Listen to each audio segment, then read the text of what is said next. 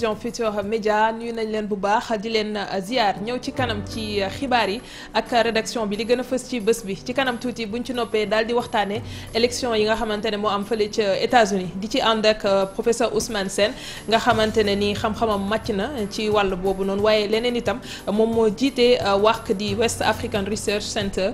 bu ko defee rek ñu waxtaan ci li nga xamante ne mooy élection boobu lañ ci war a mën a xaar na muy doxee naka la ñuy compter mbir yi loolee yëpp dina ci ñëwaat bu fi teewee après 20h bi pàcc bu njëkk bi ñu waxtaanee njàng mi ndax xam ngeen ni suba ndongo yi seen bos des na waaye suba enseignants yi ñooy dellu ci classe yi ñoom le 5 incha allah ñoom it ñu daal di dellu waajal ñoom itam li nga xamante ne mooy ndongo yi ñu waxtaan it ci liggéey boobu naka la nar a tëddee yan matuwaay la ministère de l'éducation nationale jël jëm ci fànn boobu ñu ci ànd ak Abdoulaye Ndoye nekk secrétaire général bu CUSEMS Abdoulaye dalal jàmm si plateau bi. jërëjëf Aram maa ngi lay nuyu di la remercier ci invitation bi di nuyu monsieur Daouda di nuyu groupe TFM yëpp di nuyu tamit ñëpp ñu ñuy seetaan di leen ñaan ngeen may ma tuuti ñu jaale waa Sénégal parce que dafa am kilifa yu mag yu fi jóge bu may wax kilifa tudd de professeur Iba Der Thiam mooy ku ñu ràññee ci surtout mbirum xam-xam mbirum cosaan lu ñuy wax histoire doon un professeur agrégé inspecteur d'académie bu Louga bu Fall tamit ñu ngi koy jaale ay mbokkam di ko jaale njabootam ak sunu camarade de professeur Assane Diakhaté doon professeur d'anglais au lycée John Fitzgerald Kennedy ñu jiitu ak ñu leen di fekk yëpp ñu ngi leen di ñaanal yàlla yërëm leen jéggal leen te teeru leen ci àjjana yi gën a kawe di jaal seeni njaboot di jaal waa Sénégal yëpp di leen ñaanal yàlla defar leen sutura defar leen jàmm di ziar tam waa Sénégal yëpp ci weer bu tedd bi di nuyu sunuy mbokk jàngalekat yi yëpp rawatina sunuy militant sympathisant ak ñëpp ñoo xam ne ñu ngi ñuy seetaan ak acteur du système éducatif bi yëpp. jërëjëf Abdoulaye Ndoye ñu nuyu suñu président Daouda maa ngi lay ziar. maa ngi lay fay soxna Aram. Daouda Pierre Da Silva mu ngi laajte suñu carte yi fan la toll. Pierre dafa mën tooñ rek ne ko léegi rek incha allahu rabbi d'ici décembre léegi moom dafa sori. d'ici décembre bu soobee yàlla. waaw d'ici décembre Pierre Da Silva leer na ñu daal di ñëw ci njàng bi maa ngi koy wax sànq suba ngeen war a delluwaat ci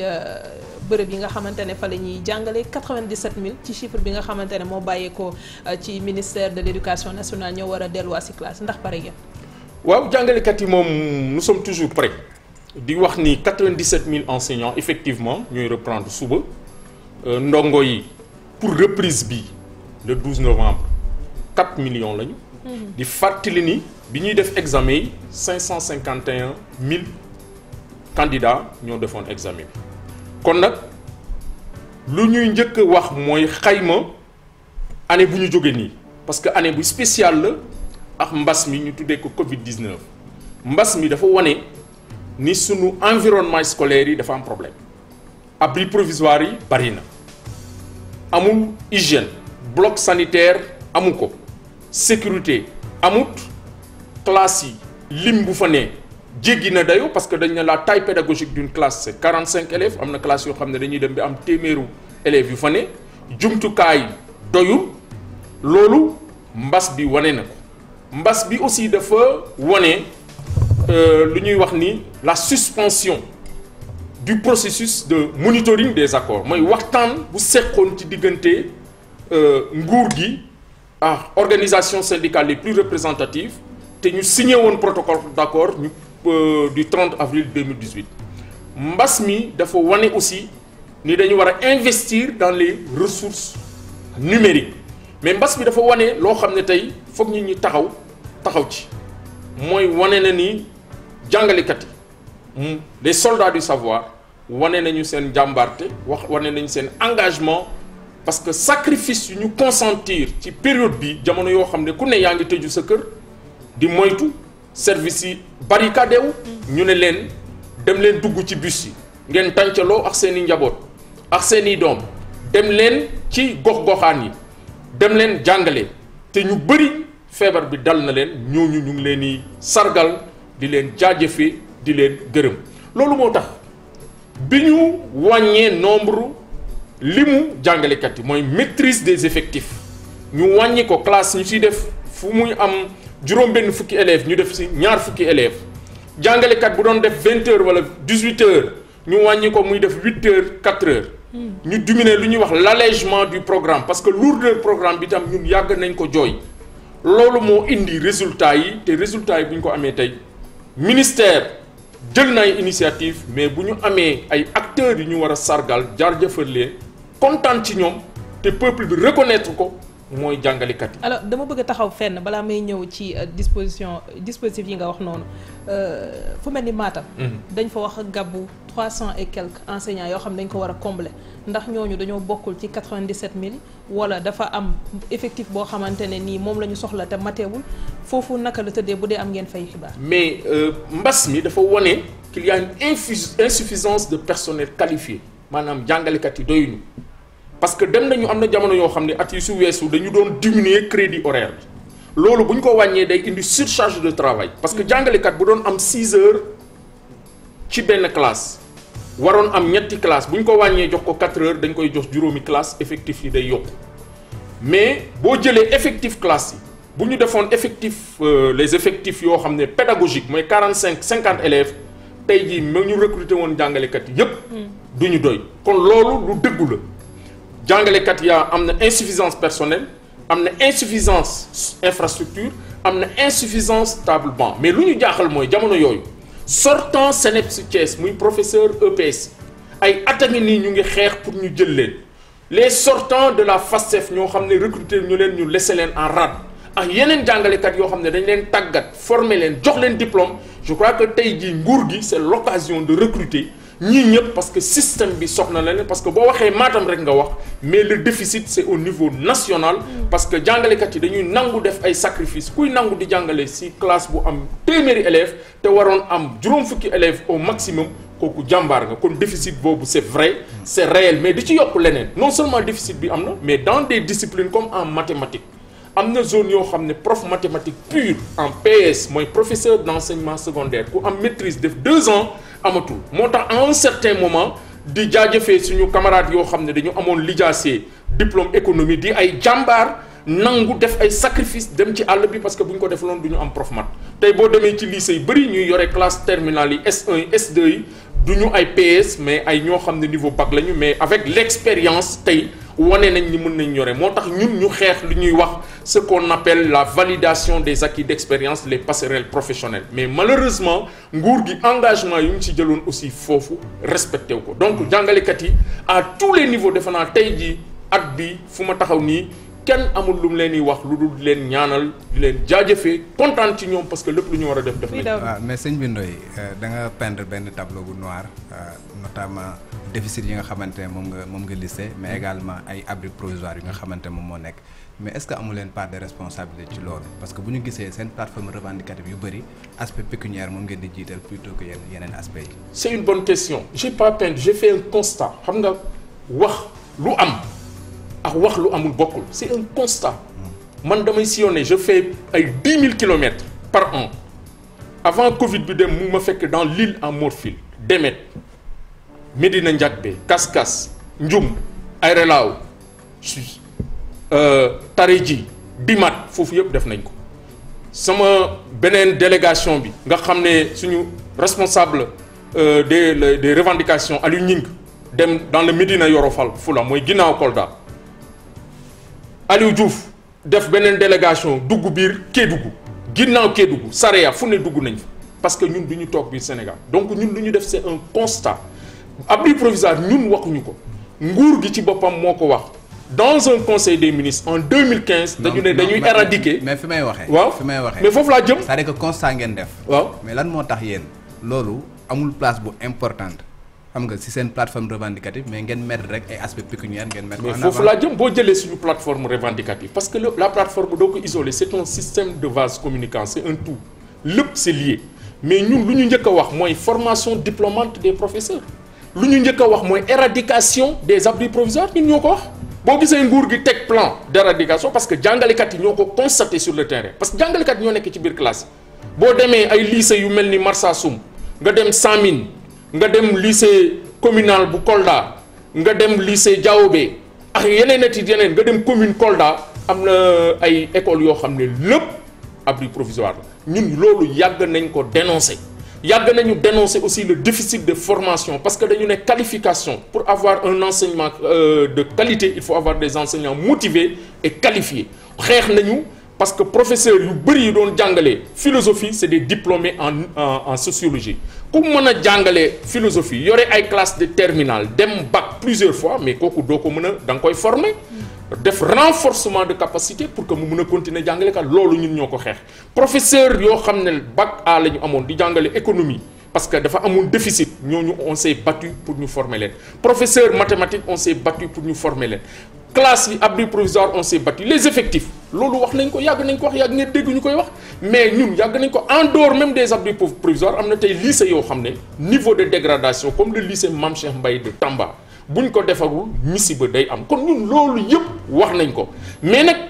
les questions pécuniaires bi ngay wax c'est des questions d'équité et de justice sociale xam nga boo jëlee tey le système de rémunération du pour ñun rek c'est pour tous les agents de la fonction publique gouvernement bi def na étude l'étude a montré que le système indemnitaire est inadéquat qu'il y a des disparités qu'il y a des iniquités donc il faut corriger et le gouvernement s'était engagé amul ba tey amul suite boo jëlee la question des profs d'EPS pour ñu reverser leen dans le corps des professeurs d'EPS en éducation civique depuis 2007 ba tey boo demee ñu ne la dem na table président dellu si na nga jël les lenteurs administratives acte d'avancement d'intégration de validation de radiation jàngalekat day xeex a xeex ba sonn et loolu c'est pas normal nit dans l'ordre naturel des choses un pays organisé un enseignant n'a pas le droit ils n'ont pas le droit d'amener les enseignants à Dakar pour demander ay trucs boo jëlee DMC engagement yi ñu jëloon ci protocole bi respecté wuñu ko nga jël la surimposition des rappels fay nit yoral ko bor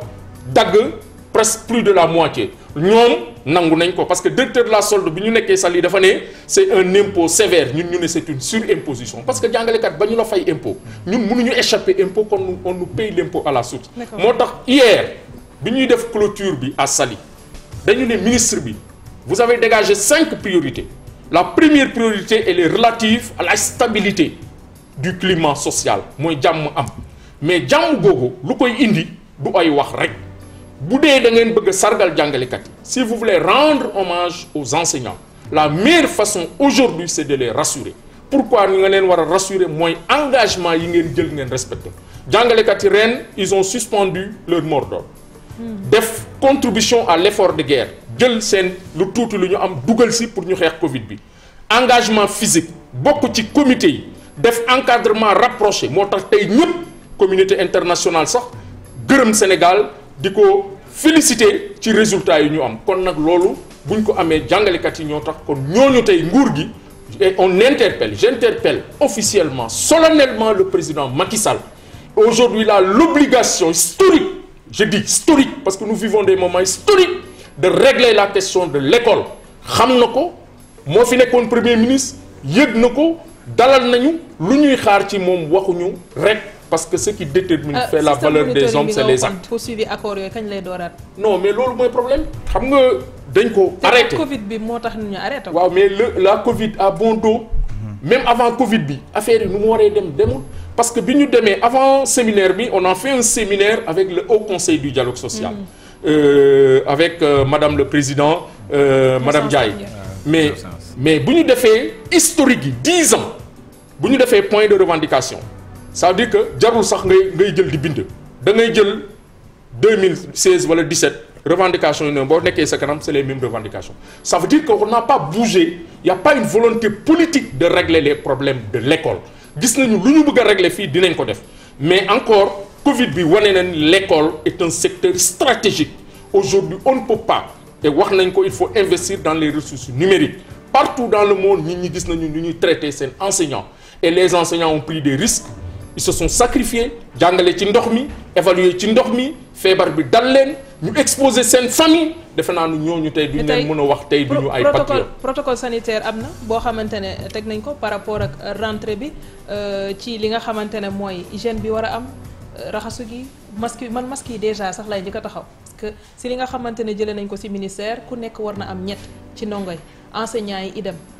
ndax loolu jamono ji nga xamante ne suba da ngeen war a dem ci classe yi am na dispositif boo xam ne teg nañ ko déjà pour bu ngeen yeggee balaa liggéey bi di door loolu yem. balaa ñuy xëy le 12 jot ñu naan ñu ngi koy xaar. très bien d'abord dire que protocole sanitaire dafa amoon protocole bu njëkk mooy reprise 25 juin. protocole boobu dañu waxoon limu élèves par classe mais protocole bu bees dafa amaat. parce que protocole ministère de la santé et de l'action sociale ñoo koy valider. démb waa ministère de l'éducation nationale nee nañu ministère de la santé gëm nañ leen ne valider na ko bu ñu ko valider nag léegi lu des mooy les dispositions qu'il faut prendre protocole bi dañu insister sur le plan sanitaire loolu wane na environnement scolaire nee nañu tamit dañu war a nettoyer chaque jour classe yi ak école yi est-ce que loolu nit ñi dañ ko def moo tax ñun dañu ne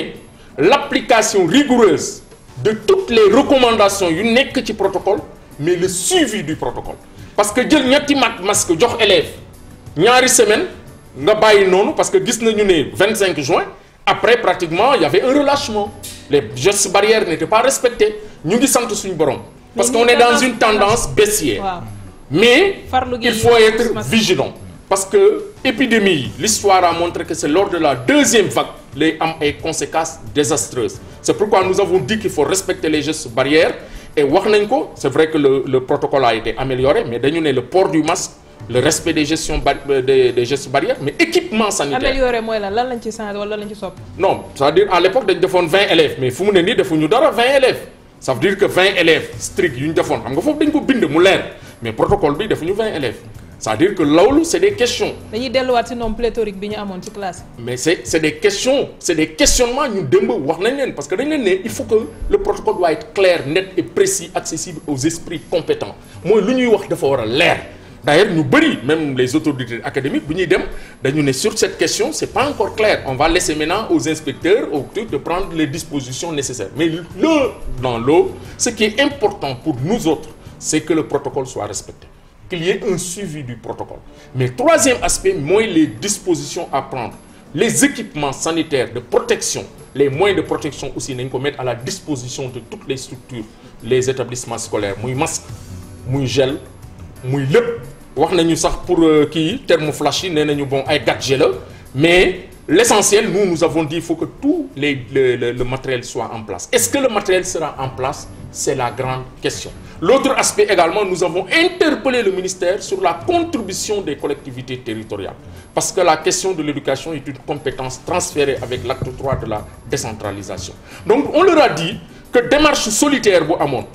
boobu dañ koy bàyyi parce que quand il y a une crise il faut être ouvert il faut une démarche inclusive participative parce que nous sommes dans une crise et ce sont les acteurs qui peuvent faire des résultats et ils l'ont prouvé notamment des enseignants et c'est là où nous attendons le gouvernement. mais sëñ bi Ndoye. oui à côté du protocole sanitaire am na protocole pédagogique je pense bu nga xam war ngeen bu ngeen mën a mettre en place parce que boo xoolee xale yi l'année dernière benn semestre lañ defuñu composition deuxième semestre tey jii gis nañ xale yu bëri yu nga xamante ne dañ leen a passé loo en classe supérieure ñu am moyenne 9 wala ñu am moyenne bu nga xamante ne bu yées loolu tey jii ak quantum horaire bi est-ce que réfléchir ngeen ci benn protocole bu nga xamante ne da ngeen mën a mettre à niveau xale yi pour mën a rattraper non pas li nga xamante ne ñàkkoon nañ ko yëpp mais au moins mettre leen à niveau pour que année scolaire bi ñu mën cee récupérer en le QFES depuis mois de mai dañ leen ne à côté du protocole sanitaire il faut un protocole pédagogique parce que ñun mënuñu prononcer c'est pourquoi nous avions toujours dit concernant cette situation il faut l'avis déterminant du comité national de gestion des épidémies ce qu'on appelle les sachants les experts en la matière parce que nag wax sa xalaat ak wax ci loo xam dafa ute Sénégal nag mën nañu wax seen xalaat mais wax ci loo xam moom bàyyi leen médecin waa kër docteur c'est vrai que c'est une crise sanitaire qui a des ramifications sur le plan social économique culturel etc et tout mais il y a quand même des gens qui gèrent le comité il faut qu'il se prononce donc loolu wax nañ ko ñaareel bi il faut aussi un protocole pédagogique les experts en pédagogie il faut qu'ils se prononcent parce que classe intermédiaire c'est des classes plus qu'importantes pourquoi parce que c'est des classes d'acquisition des connaissances examen c'est l'évaluation c'est la fin l'évaluation c'est la fin processus kon nag classes yooyu c'est des classes importantes ñun daaw dañu ne woon il faut que ñu tenir compte ci classes yi mais le gouvernement a fait un choix pour eux il fallait organiser des examens ñu ne leen nous prenons acte mais tey jii avec la reprise il est obligatoire je crois qu'il faut des cours de rattrapage des cours de renforcement intensifs pour au moins 2 mois pour combler le gap parce que xale yi daaw lu bari lu ñu waroon jànguñu ko l'autre aspect ñu koy def ñan la c'est les enseignants et ces enseignants doivent être motivés doivent être mis dans de bonnes conditions wax naa ko léegi mais les enseignants sont démotivés parce que l'environnement waxaguma xaalis mais environnement bu ñuy bañee mais sacrifié wu leen au moins pour ça quand même waaw mais xam nga jàngalekat yi patriotisme bi waaw mais xam nga nit ki doo ko ne xarul non sacrifice boobu xam nga lu tax ma ne la xaru xam nga vous n'avez pas vécu vous n'avez pas encadré vous n'avez pas traité avec des enseignants qui sont tombés malades ils ont été nombreux ils ont été stoïques ils ont été courageux ils ont été dignes dans l'épreuve ils nous ont dit certes que nous sommes malades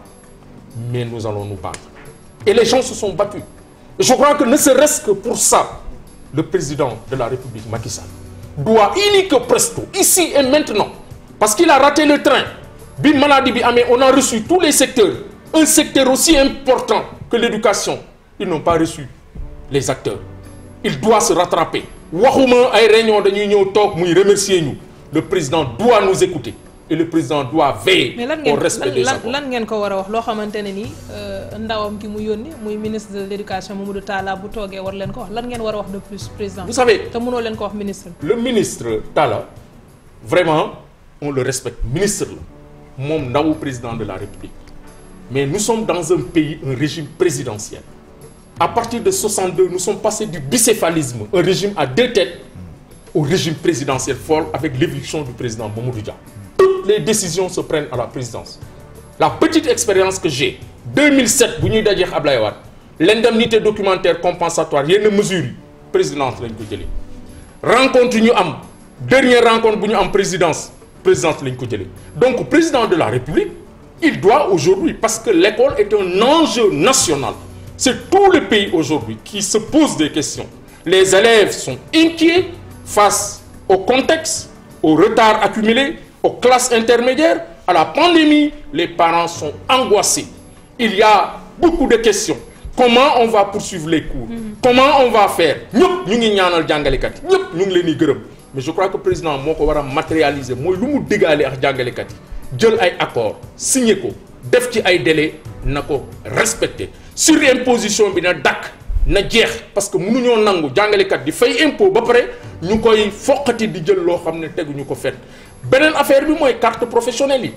kii bi pandémie dafa wane la nécessité de confectionner des cartes professionnelles pour l'ensemble des enseignants du Sénégal parce que bu ñu ñëwee terminus Liberté 5 fekk jóge nañu école pour identifier les enseignants il y avait des difficultés enseignant tey bu demee benn service kenn xamul ndax enseignant la bu ñëwee fenn dañ ko naan loolu moo ñuy wane ndax enseignant parce que doo jël kii bind fii sa matricule donc la carte professionnelle est devenue une nécessité hier j'ai interpellé personnellement le ministre de l'éducation nationale le ministère ma ne leen carte yi na ngeen fexe imprimer ko jox ko jàngalekat te wax nañu ministre bi ne wax ji baax na waxtaan baax na mais un dialogue social doit être efficace l'efficacité c'est la résolution des problèmes et nous avons dit au ministre vous l'avez mis la première priorité c'est la stabilité toutes les autres priorités dépendent de la stabilité quel que soit le programme le projet les initiatives l'argent bu ñu fi defoon 1000 milliards s'il n'y a pas de stabilité si les enseignants ne sont pas motivés s'ils ne sont pas contents s'ils ne sont pas rassurés on ne fera pas de bons résultats si aujourd'hui la communauté internationale félicite le Sénégal et s'inspire de la stratégie mise en œuvre pour contrer la Covid il faut rendre grâce à Dieu remercier l'ensemble du peuple les acteurs mais particulièrement les enseignants pour le travail ô combien important abattu pour venir à bout de cette maladie. sëñ Ndoye ma tooñ leen tuuti. parce que chaque fois dañ leen di reprocher que ni à chaque fois bu ngeen di mener seen combat da ngeen di jël en otage les élèves. lan moo tax bu ngeen di xeex ak gouvernement bi ngeen di jël xale yi di jël sa def ay rétention de notes ak yu mel noonu alors que mën ngeen leen bàyyi de côté ngeen jàmmaloo ko. lu tax may rey. parce que xam naa ne da ngay poser question mais gëmoo. quelqu'un qui accepte. lu tax. quelqu'un qui accepte. lu tax gëmuma question bi may poser. mun naa ko ne non parce que xam naa c'est pour comme tu as dit dama lay tooñ taquiner. non moo tax ma ne gëmoo ko xam nga lu tax. quelqu'un qui accepte. dugg ci ndox. war nañ la vidéo ay collègues yu jigéen. Ziguinchor xuus ci ndox bi ba ci oom yi. avec tous les risques. à Kédougou collègues dañ ñëw ba ci rivière bi. y avait deux choix rebrousser chemin ou bien enlever les habits yenu ko ci bopp jël bagage yi yenu pour aller dans les centres d'examen. Ils l'ont fait. Les collègues ont chopé le virus. Les collègues ont encadré les élèves. Est-ce que xam nga professeurs yi moi des profs de maths m'ont dit j'ai créé moi-même mon groupe WhatsApp xaaruma ministre bi. Dans ce groupe WhatsApp ma am des interactions parce que l'enseignement c'est pas comme ça enseignement ay interaction xam nga à l'époque l'enseignant était là mais maintenant c'est des interactions entre l'enseignant et le prof parce que l'élève il a des prérequis il a des préacquis yooyu da nga ciy basé wu pour mën a développer pour continuer l'enseignement donc loolu non moom laa koy wax ni ku mën a def loolu kooku du jël en otage élève l'enseignant n'a jamais pris en otage nous battons la rétention c'est une forme de lutte gis nañu ay ñoo xam ne rétention bi reyul au détriment des élèves. Non, c'est pas au détriment des élèves. Ouais. C'est celui qui est responsable, c'est celui qui prend des décisions. Si le gouvernement avait honoré ses engagements, si le gouvernement avait un minimum de respect à l'endroit des enseignants, si le gouvernement avait jaugé et évalué à sa juste valeur l'enjeu de l'école, du nangu sax ñu yegg foofu. Boo gisee ñu yegg foofu jàngalekat yi mais la mort dans l'âme mais am na loo xam ne da nga ko waroon wax jàngalekat yi ni ñu grève bu ñu lever mot d'ordre da ngay gis ñu dellu ci classe yi di jàngale samedi dimanche mercredi def ay cours de rattrapage c'est ça le patriotisme et ils l'ont prouvé. merci beaucoup Abdoulaye Ndoye secrétaire général bu gisam bëggoo ñu wax dara enseignant yi mais bon c'est compréhensible dinañ dellusiwaat si yow si kanam ñu dem si. ak ñi doon bàyyi xel xibaaru marax mi Aram Touré noppi nga ma delloowaat la léegi. jërëjëf Fatou Kiné Deme ñëwaat suñu gan Abdoulaye Ndoye bi nga xam ne moo jiite CUSEMS sànq wax nañ ci li nga xamante ne ni jàpp nga ni ay jafe-jafe la ci biir école mais tey ci at bi ñu jëm lan nga jàpp ne bu ci état bi taxawee léegi nii dina indi année scolaire bu apaisé cours yi jàll ci comme ni mu waree. li ñu wax dafa leer état bi lu mu war a def mooy protocole 2018 système de rémunération lenteur administrative décret buy reverser MEPS dans le corps des professeurs de collège la création du corps des administrateurs scolaires système surimposition yi mu dakk parcelles yu mu diggee syndicats yi notamment CUSEMS 2011 lañ ko signé ba tey mu fexe joxe ko paiement indemnité surveillance COFE BFM bac 30 novembre la. bi passé nii ba léegi fayaguñ ko kooku jàngalekat yi rek a koy nangu at yu passé gis nga ni ay somme yoo xam ne c'est pas des sommes importantes foog ñu grève foog ñu mobiliser wu pour ñu fay ko je crois que le signal fort foofu la parce que tey crise bu ñu am cette crise sanitaire day prolonger jusqu'en 2021 classe intermédiaire yi wax naa ko il faut ñu def ay cours de rattrapage te weeru novembre bi boo moytul jàng gu am solo du ci am kon nag jàngalekat yoo xam ne ñooñu ñooy nekk ci classe yi dëkku difficulté yi relever défi ñooñu nañu fexe lu ñu diggaale ñoom def ko rassurer leen motiver leen régler problème mu école yi kon indemnité yooyu vraiment nañu fexe avant le 30 novembre ñu fay ko jàngalekat yi ñu ngi xaar seeni carte professionnelle loolu du xaalis du dara c'est pour faciliter mobilité jàngalekat yi ak ñu mën a accéder à certains services nañu fexe def ko statut lycée sénégalais bu Gambie professeurs yu fa ne ñu leeral ko ñu nekk ci conditions yu baax ndax ñu mën a dem jàngale ji la question aussi des infrastructures des abris provisoires engagement yi ñu jëloon 2015 en conseil des ministres ñu respecté ko améliorer environnement scolaire bi mooy effectifs yi ñu maîtriser ko mooy ñu tabax ay classes mooy ñu recruter surtout les sortants du CNEPS et des écoles de formation mooy ñu fexe mettre jàngalekat yi dans de bonnes conditions maintenant nag protocole sanitaire bi validé nañ ko nañu fexe respecté ko mu am suivi mais surtout équipement sanitaire yoo xam ne nguur gi jël na ay engagement dañ ko war a mettre à la disposition des IA des IEF et des écoles ñu joxe ko te aussi mu am une démarche inclusive pour que les collectivités territoriales mën a dugal seen loxo ci mbir mi parce que tey jii l'école est une affaire de la communauté jàngalekat yi pare nañu ñu ngi à leur poste ñoom ñëpp rejoindre nañ seen poste yi nguur gi moo dese mbir mi kon nag les acteurs du système muy COSYDEP au conseil du dialogue social muy wax parents d'élèves bu Sénégal yëpp jël sama temps nag wax naa nañu wax nguuru Sénégal nañu wax président Macky Sall la balle est dans ton camp. merci beaucoup jàngalekat yi lépp lu ñu war a def nañ ko léegi moom la ñuy déglu pour mun a régler problème école. merci on passe à la page publicitaire.